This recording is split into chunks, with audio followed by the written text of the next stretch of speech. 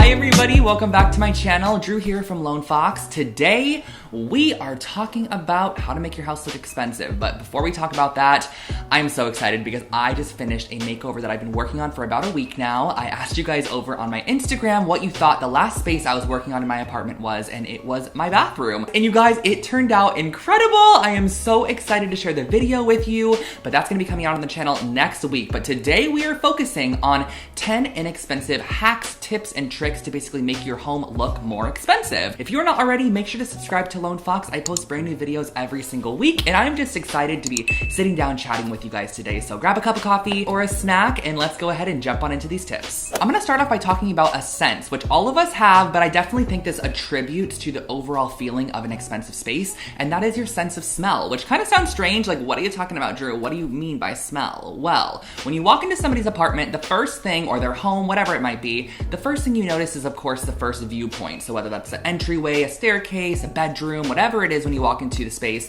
But another thing that you notice is a sense of smell. So I think a great way to overall captivate somebody, or just yourself, honestly, when you walk into a space is have a really nice smell going, whether it be a wall plug-in, a candle, a diffuser. There's a ton of options to make sure that your home is always smelling nice. Some of you guys are like, wait, Drew, we want decorating tips. And do not worry, I got you covered. They're coming up next. But this one is one I feel like a lot of people might not even think about. It's something you don't even really think about when it comes to decorating a space, the sense of smell, but it's totally a factor that can benefit to the overall vibe. And if you have a nice smelling space, it's just gonna make your house feel nicer and just well thought out and more expensive. Moving into some more viewable changes that we can make. The first one is actually blank walls. Now, I know blank space is great when it comes to design, but I also think sometimes people leave all their walls blank. And I think that that's something that can cheapen up the look of your home. Adding wall art and just anything to the walls, whether it be peel and stick wallpaper, paint, wall art, wall hangings such as macrame decor, anything like that is a great way to first of all draw the eye up. So when you walk into a room, it's kind of at eye level. You see it on the wall.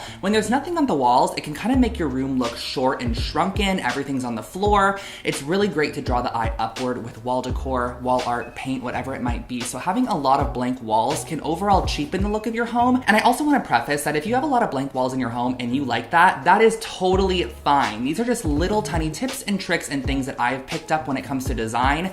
I personally don't really like having any blank walls. I love using up all of my space, maximizing it. If you have a huge blank wall in your living room that you have no idea what to do with, it is a great opportunity to add a gallery wall, which is perfect to add some artwork, some color, texture, and visual interest. You can go in with a little bit of paint. You could paint that wall for a more focal pop, or you can also go in with some large scale art pieces to fill in the wall. These are all super affordable options. You know, a can of paint doesn't cost too much. Creating a gallery wall doesn't have to cost a lot. There's DIY alternatives, and I've shared a ton of different ways to do it on my channel in the past. A little tip when it comes to styling is all about layering up. So as you guys can see on my sofa right here, for example, I have a really great throw blanket. It's like a chunky knit throw blanket, and I have a couple of cute throw pillows on here as well. And that's a layered look on the couch, which overall makes it look more luxe, makes it look more plush and comfortable, and it also, again, just adds interest and texture. We have some really great texture with the throw blanket, but we also have texture in terms of pattern. So we have this kind of tonal pattern here, a gridded pattern here, and the same thing goes for beds as well. When you walk into a high-end furniture store or you see a space that you really love, a lot of times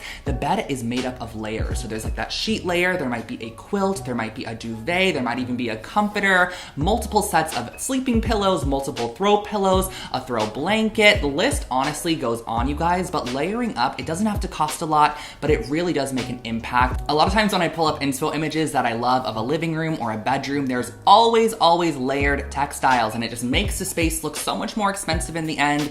And it's definitely something to consider. You know, you don't have to go crazy with the layers, but adding one or two is a nice way to add some more dimension and texture to your space. I'm sure by the end of this video, I'm gonna be saying dimension, texture, visual interest, color, pattern, and every other adjective to describe these things 1,000 times, so I apologize right now for that. On to our fourth tip, which is a really impactful one and one that I've talked about multiple times on my channel before. That is replacing old, dingy, crusted, dusted, and busted light fixtures. So if your light fixture isn't cute, you guys, go head out to IKEA, shop online for an affordable light fixture to replace that one. And you guys, light fixtures are not hard to install. Totally something you can do at home by watching a YouTube video as well, but it's a great way to go ahead and just remove something that normally is always always renter grade or just the most affordable option that the person that, is selling you the home purchased, and add something a little bit more personalized. You can even DIY a light. I have created like 15 or 20 different pendant light DIYs across my channel in the past, but swapping out unattractive light fixtures or just unappealing light fixtures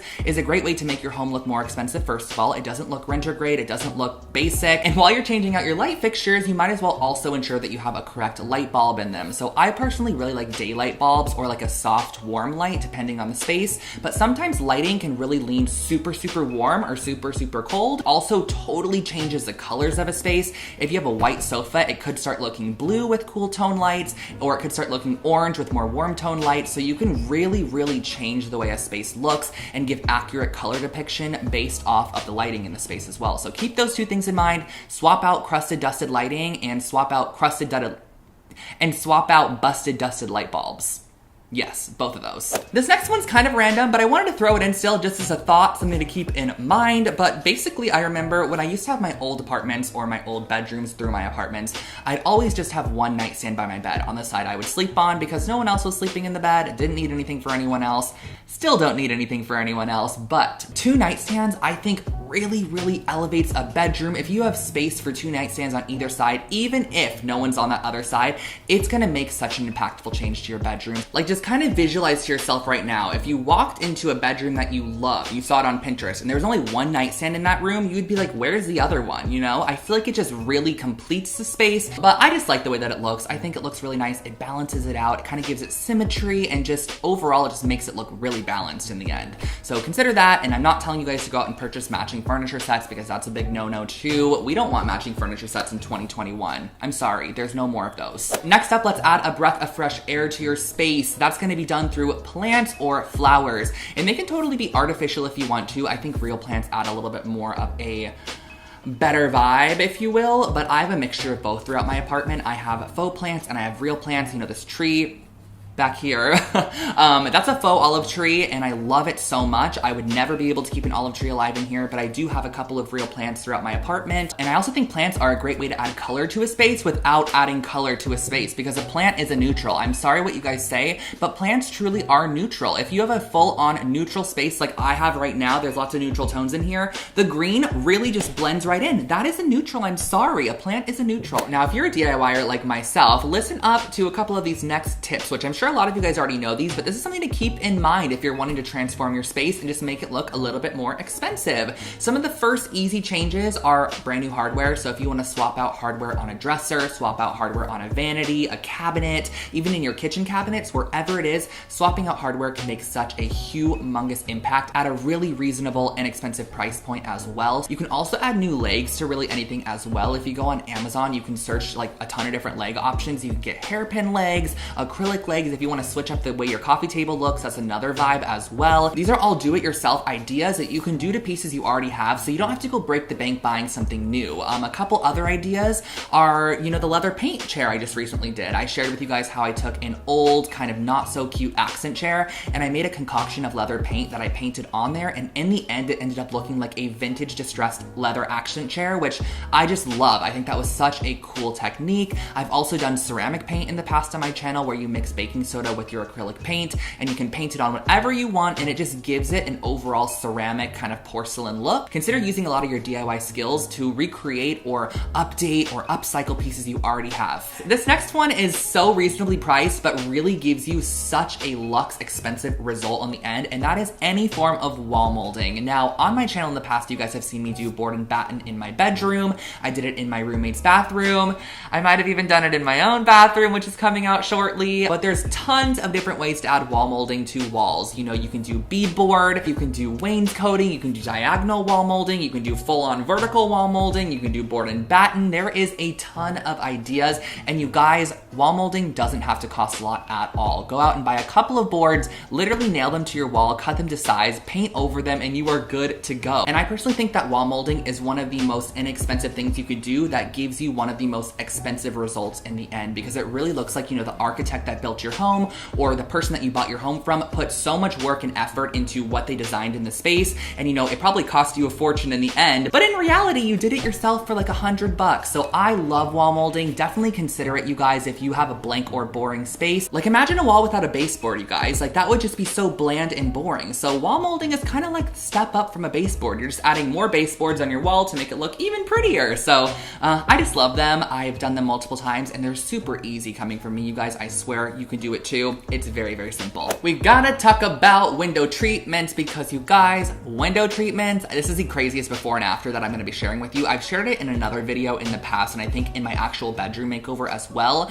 But this is how impactful the curtains that I added to my bedroom changed the space. When I toured this apartment to go through and rent it, I was like, this is not very cute. There was sheer curtains that literally only fit the window with the tiniest, thinnest little metal curtain rod above it. And I was just like, what are these? You couldn't even see the beautiful windows behind because they're actually really pretty trimmed out windows that pull out. And I love them so much, but these kind of sheer ugly curtains were blocking them. So in my bedroom, for example, I mounted the curtain rod almost all the way to the ceiling. Before, as you guys were able to see, it was just mounted right above the window, which is not what you want to do. Even if your window is in the middle of the wall, mounting your curtains as high as you can when they're closed makes it appear that the window is taller, but when you have it opened, it also just makes the wall appear much higher as well. And it's not going to like be awkward or anything like that with all this extra, fabric above your window. It just really adds a nice bit of texture to the space as well with that fabric.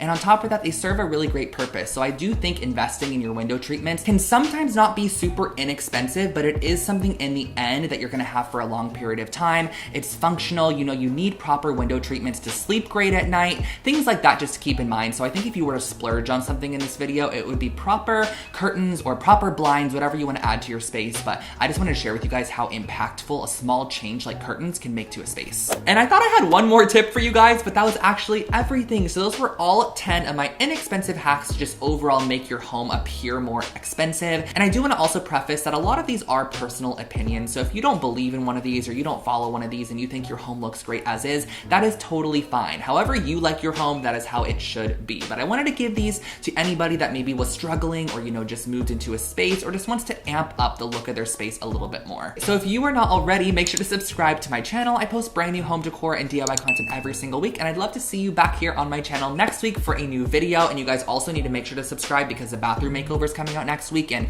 I don't want you to miss that one. I would feel sad if you missed that one, to be quite honest. Like, it is so good. I'm so excited, but I'll catch you guys in my next one. Follow me over on TikTok and Instagram too if you'd like. I've been posting over there quite a bit, and I'll see you in the next one. Bye, everybody.